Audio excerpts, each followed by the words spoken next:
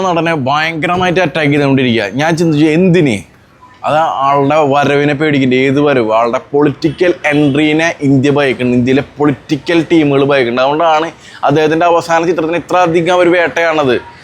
അല്ലെങ്കിൽ ഒരു സിനിമ എത്രയോ സിനിമകൾ, വലിയ പ്രശ്നമുള്ള സിനിമകൾ ഇന്ത്യയിൽ ഇതായിട്ടുണ്ട്, അതിനൊന്നും ഇങ്ങനെ പ്രശ്നങ്ങൾ വന്നിട്ടില്ല. കാരണം ഒരു ജനത അയാളുടെ റിലീസിന് വേണ്ടി കാത്തിരിക്കുക. ഇനി ആ പടം ഇറങ്ങിയിട്ട് ആളുടെ സ്റ്റേറ്റ്മെൻറ്റുകളൊക്കെ രാഷ്ട്രീയത്തെ ഇൻഫ്ലുവൻസ് ചെയ്യുന്നതാണെങ്കിൽ അടുത്ത CM-ലേക്ക് വരെ എൻട്രി ആവാനുള്ള സാധ്യതയുള്ളൊരു വ്യക്തിയാണ്. അപ്പോൾ ഇവിടെ വെട്ടിക്കൊണ്ടിരിക്കുകയാണ് ആളെ. പക്ഷേ ഒന്നെനിക്ക് ഉറപ്പായിട്ടുണ്ട്, ഇനി ഈ പടം റിലീസാവേണ്ട ദിവസമല്ലേ അന്ന് ഇന്ത്യ കത്തും.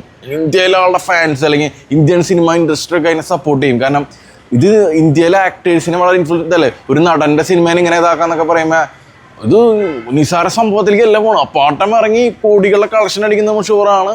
എനിക്ക് വിജയ് ഒരു CM ആവാനുള്ള സകല പോസിബിലിറ്റി ഉണ്ട്. കാരണം അത്രത്തോളം ഇഷ്ടം ആളുകൾക്ക് കൂടി തുടങ്ങിയിട്ടുണ്ട്. കാരണം ഇത്രയ്ക്കും കോടികളുടെ ബ്രാൻഡ് വാല്യൂ ഉള്ള ഒരു ആക്ടർ, മിനിറ്റിന് കോടികൾ കിട്ടും ആൾക്ക്. പക്ഷെ അങ്ങനത്തെ ഒരു നടൻ എല്ലാം ഉപേക്ഷിച്ചിട്ട് ഈ രാഷ്ട്രീയത്തിലേക്ക് ഇറങ്ങണമെങ്കിൽ വല്ലതിൻ്റെ കേടണമെന്ന് ആൾക്കാർ ചോദിക്കും. കാരണം ഈ രാഷ്ട്രീയത്തിന് അത്ര ചില്ലറ പണിയൊന്നുമല്ല. രാവിലെ കറക്റ്റായിട്ടുള്ള ഡിസിപ്ലിൻ ലൈഫ്, അത്ര ആളുകളെ മീറ്റ് ചെയ്യണം, കാര്യങ്ങൾ.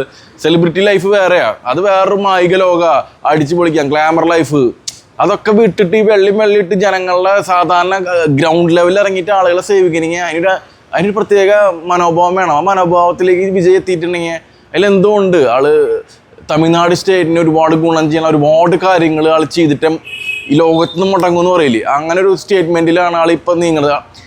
എല്ലാ കോടികളുടെ വരുമാനവും ഇതൊക്കെ ഉപേക്ഷിച്ച് ജനങ്ങളിലേക്ക് ഇറങ്ങാണ്. ആ ഇറങ്ങണേനെയാണ് പേടിക്കുന്നത്. അപ്പോൾ എന്ന് പറഞ്ഞാൽ അത് നിസ്സാരൊരു വ്യക്തിയല്ല വരാൻ പോകുന്നത്. നമ്മൾ സിനിമകളിൽ കാണുന്ന ചില മന്ത്രിമാരും ചില കളക്ടർമാരൊക്കെ വരവില്ല, മുതൽവല്ലൊക്കെ കണ്ടില്ലേ, അതേപോലത്തെ ഒരു സിനിമാറ്റിക് പൊളിറ്റീഷ്യനെ വരാൻ പോകണം. ഇന്ത്യയിൽ ഇതുപോലൊരു സിനിമാറ്റിക് പൊളിറ്റീഷ്യൻ ഇനി വരില്ല. ആ വരവാണ് മുടക്കാൻ പോണത്. വന്നു കഴിഞ്ഞാൽ ഇന്ത്യൻ പൊളിറ്റിക്സ് തന്നെ വിറയ്ക്കുന്നു. എൻ്റെ തമിഴ്നാട് എന്നൊക്കെ പറഞ്ഞത് വേറൊരു ലെവലിലേക്ക് മാറും. അത് അവിടുത്തെ ജനങ്ങൾക്ക് അറിയാം. ജനനായകനല്ല വരാൻ പോണത്, രാഷ്ട്രീയ നായകൻ, ഇന്ത്യയുടെ രാഷ്ട്രീയ നായകൻ്റെ പിറവിയാണ് ഇനി ഉദിക്കാൻ പോണത്.